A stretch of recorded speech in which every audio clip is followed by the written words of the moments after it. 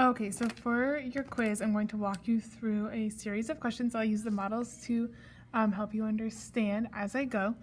And whenever I pause, there will be a spot for you to type in your answer. And if you get them all correct, you have passed the quiz. So you just ate a bowl of pasta, and now you have a ton of starch in your body. So here's starch. Starch is made up of many repeating units, so it is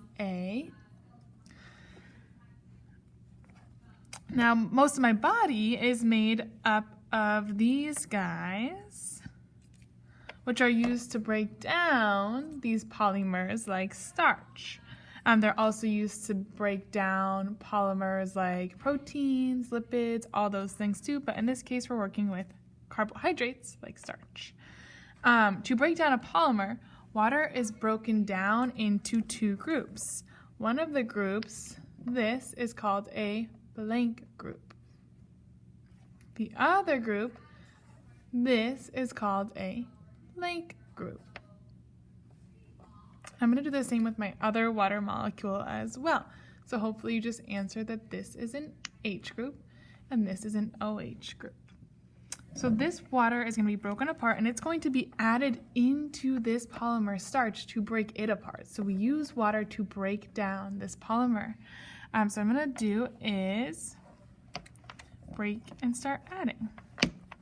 So water is going to come along and it's going to start adding itself into this polymer to break it apart. Oops, I messed up a little bit. And so what we end up with is these building blocks of starch, or these building blocks of carbohydrates.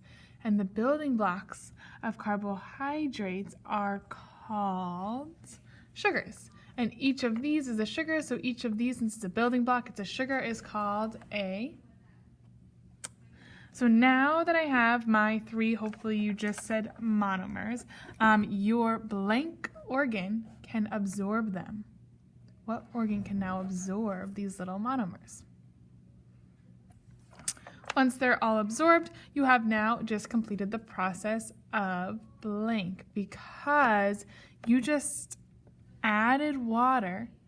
So think of the word that means added water to break a polymer. So select the correct option. You just added water to break.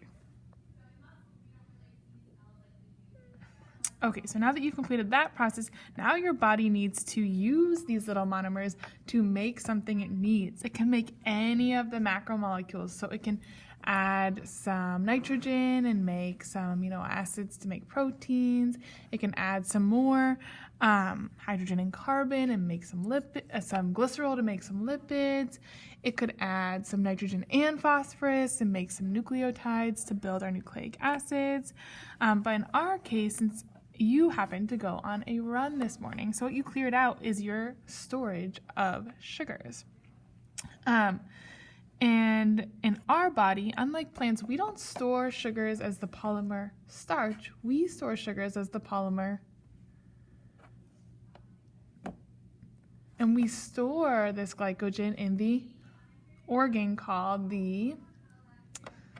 And so in order to store it away, what we have to do is actually remove water. So we're going to take out water molecules from each of these monomers. We're going to start by pulling off a OH group. And from another water molecule, we're going to pull off an H group, and we can make some water.